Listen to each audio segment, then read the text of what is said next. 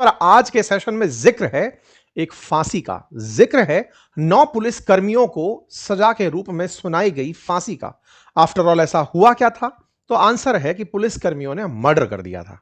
Murder किसने कर दिया? पुलिस वालों ने, अर्थात रक्षक ही भक्षक बन गया था। ये मैं नहीं, कोर्ट कह रहा है।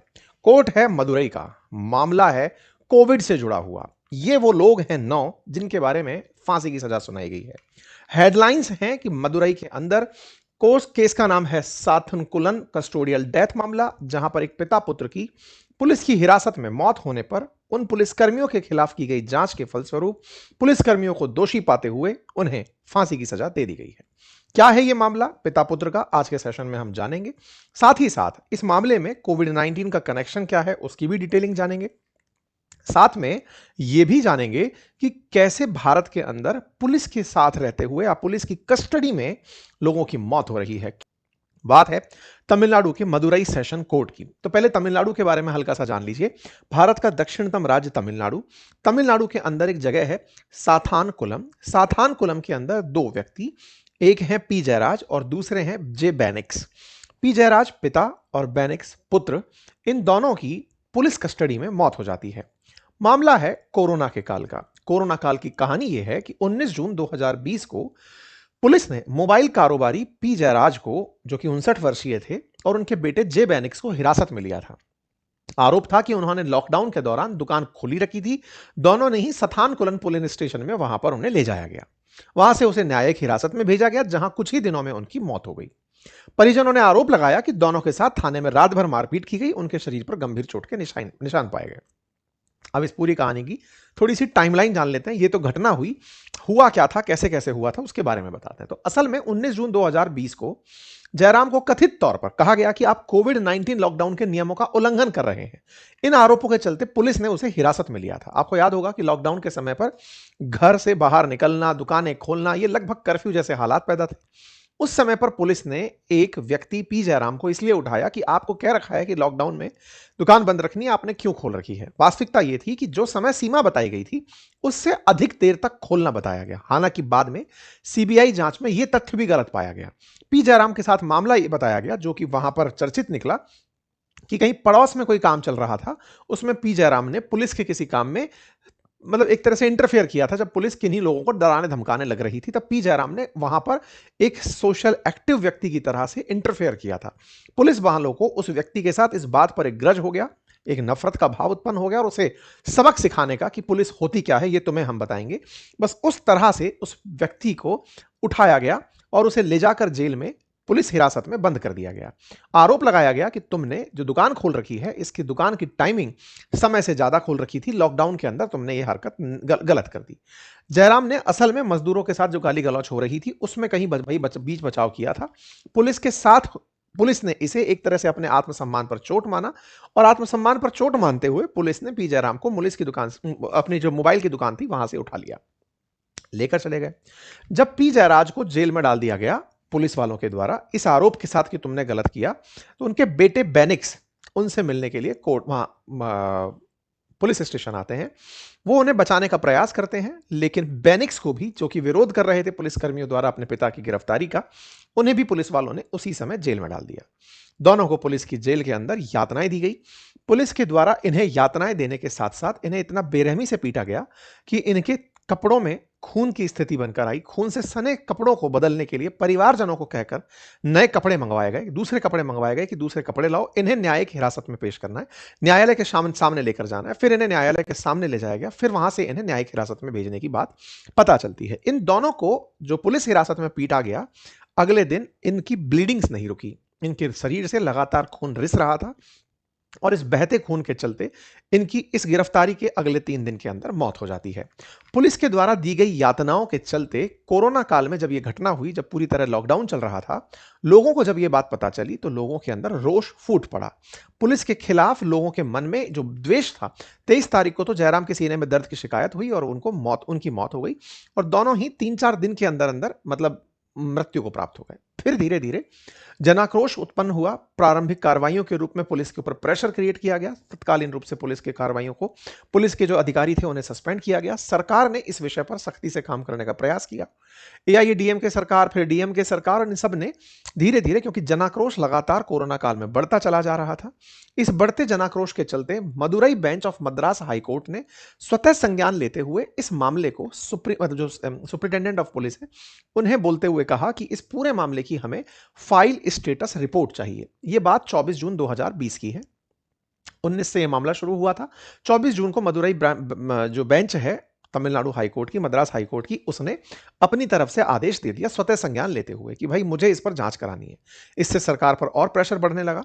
मदुरई बेंच के द्वारा इस आदेश को जैसे ही दिया गया, तत्काल प्रभाव से सरकार चेतती है और वो 28 जून को इस मामले को सीबीआई को सौंप देती है, सेंट्रल इन्वेस्टिगेशन ब्यूरो को सौंप देती है, सेंट्रल ब्यूरो ऑफ इन्वेस्टिगेशन को सौंप देती है कि आप इस मामले की निष्पक्ष जांच करिए।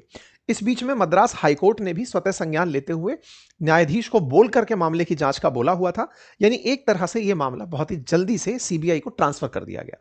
तमिलनाडु सरकार के द्वारा जब इस मामले को सीबीआई को ट्रांसफर किया गया तो लोगों ने इस पर थोड़ी राहत की सांस ली और प्रतिक्रिया स्वरूप लोगों ने इस बात को इस तरह से लिया कि सरकार के साथ साथ कोर्ट ने भी उनके बारे में सुना और सीबीआई के आदेश के तुरंत बाद, सीबीआई की जांच में जाते ही तुरंत प्रभाव से sub inspector Balkrishna, constable मथुराज, Murugan, इन सभी को गिरफ्तार कर लिया गया। जो यहां का मेन एसएचओ था उसे भी गिरफ्तार कर लिया गया। लोगों ने इस गिरफ्तारी के बाद खुशियां मनाना शुरू किया।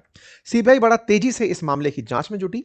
सितंबर तक आते आते सीबीआई ने चार्जशीट फाइल कर दी 9 पुलिसकर्मियों के खिलाफ तमिलनाडु के अंदर कस्टोडियल डेथ के मामले में। सुप्रीम कोर्ट मतलब सीबीआई के द्वारा इस मामले की जांच को बहुत तेजी से कोर्ट के सामने प्रस्तुत किया गया। आरोप पत्र 25 सितंबर 2020 को लगाए गए और 12 अगस्त 2022 को मदुरई के मुख्य न्यायिक मजिस्ट्रेट के समक्ष पूरक आरोप पत्र भी कि सर पहले इतना जमा कराया था, अब इतना और ले लीजिए, और इसे उठा करके कोर्ट के सामने सीबीआई ने रख दिया। सीबीआई ने यह भी बताया कि उन्होंने किसी भी प्रकार के नियमों का उल्लंघन नहीं किया था। टोटल 10 लोगों के खिलाफ चार्जशीट जानी थी, लेकिन इनमें से एक पुलिस वाला जो सब इंस्पेक्टर था उसकी कोविड-19 के संक्रमण से मौत हो गई। सीबीआई ने बताया कि पुलिसकर्मियों ने दोनों के खिलाफ ही झूठा मामला दर्ज किया था। इस मामले के बाद सब ये मामला पहुंचता है कोर्ट के पास। इस कोर्ट के मतलब जो कोर्ट के पास पहुंचता है मदुरई ब्रांच के पास, तो उसमें हाई कोर्ट का निर्देश रहता है कि इस मामले की सुनवाई तेजी से की जाए। सुनवाई का मतलब क्या होता है? जब कोर्ट के सामने चार्जशीट तय मतलब ला दी गई है कि सर ये आरोपी हैं, इन्होंने ये अपराध किया है, इन अपराधों के तहत इन्हें इतनी सजा मिलनी चाहिए, ये जब मतलब पुलिस न्यायालय के सामने ले जाकर कागज सौंपती है तो न्यायालय जिन्होंने अपराध किया है, जो आरोपी हैं, उन आरोपियों से अपनी डिफेंस में बात रखने का ऑप्शन देती है कि आप बताइए आप अपने बारे में क्या कहना चाहते हैं। तो ऐसे समय पर जब 9 आरोपी हैं तो इन आरोपियों की जिरह भी लंबी चलने लगी और ये चलते चलते अदालत ने तो समय बहुत कम दिया था कि आप 6 महीने के अंदर इस पूरे मामले को सुनकर बताइए, लेकिन धीरे धीरे यह मामला 16 अक्टूबर 2023 से 2 फरवरी 2024 तक 26 सुनवाइयों के अंदर फंसा। फिर 27 मार्च 2024 से 26 सितंबर 2024 तक इन 21 सुनवाइयों में फंसा। लगातार जिरह यानी कि सब अपने अपने पक्ष रखने में बिजी थे। इससे न्याय में देरी आती जा रही थी और हाई कोर्ट कई बार कोई जमानत याचिका दायर कर दे रहा है, कोई कुछ कर दे रहा है। हाई कोर्ट ने बड़ी सख्ती से इस बात की मॉनिटरिंग करते हुए न्यायालय को इसे द्रुत गति से सुनने का निर्देश दिया। सोचिए 2020 का यह मामला 2026 में 6 साल में जाकर कि जब सीबीआई इन्वॉल्व थी, सरकार इन्वॉल्व थी, लोगों का एक्टिव इन्वॉल्वमेंट था, हाईकोर्ट का स्वतः संज्ञान था, इन सब के बाद में 6 साल बाद जाकर के आज आप ये खबर सुन रहे हैं कि जिन पुलिसकर्मियों ने उन्हें बेरहमी से पीटा था उन्हें फांसी की सजा हुई है। ये आरोपी हालांकि तब से ही सेंट्रल जेल में बंद है और इसमें मुख्य आरोपी उस स्टेशन का जो मेन इंस्पेक्टर था, जो एसएचओ था, इसका नाम श्रीधर था, उसे ही मुख्य आरोपी के रूप में यहां पर रखा गया। मदुरई कोर्ट ने 9 की 9 पुलिसकर्मियों को 23 मार्च को ही गिल्टी तय कर दिया था कि ये मुख्य आरोपी हैं और इन्हें सजा सुनाई जाएगी। 23 मार्च के बाद 6 अप्रैल को कोर्ट ने इन सबको फांसी की सजा सुना दी और साथ में लगभग 1 करोड़ 40 लाख रुपए का मुआवजा देने की भी कहा। और यह मुआवजा पुलिस कर्मियों से ही वसूला जाएगा। पीड़ित की मां और बहन को यह पैसा दिया जाएगा। ये जो पैसा दिया जाएगा, इसके लिए अगर ये पुलिसकर्मी पैसा नहीं दे पाते हैं तो इनकी संपत्तियों को बेचकर, संपत्तियों को कुर्क करके उस पैसे को वसूला जाएगा। यह काम न्यायालय के द्वारा किया गया। इससे निश्चित ही जो पीड़ित परिवार है उसके अंदर न्याय के प्रति एक आस्था जगी। मानवीय गरिमा के उल्लंघन के इस मामले में निश्चित ही कोर्ट ने भी एक नया मैंडेट स्थापित किया और उन्होंने इसे एक दुर्लभ मामला करार दिया। इस पूरे मामले के अंदर 9 पुलिसकर्मियों में, जिसमें एक इंस्पेक्टर और एक सब इंस्पेक्टर शामिल थे, उन्हें फांसी की सजा सुनाने का आदेश दिया। इसे एक ऐतिहासिक लैंडमार्क डिसीजन करार दिया गया।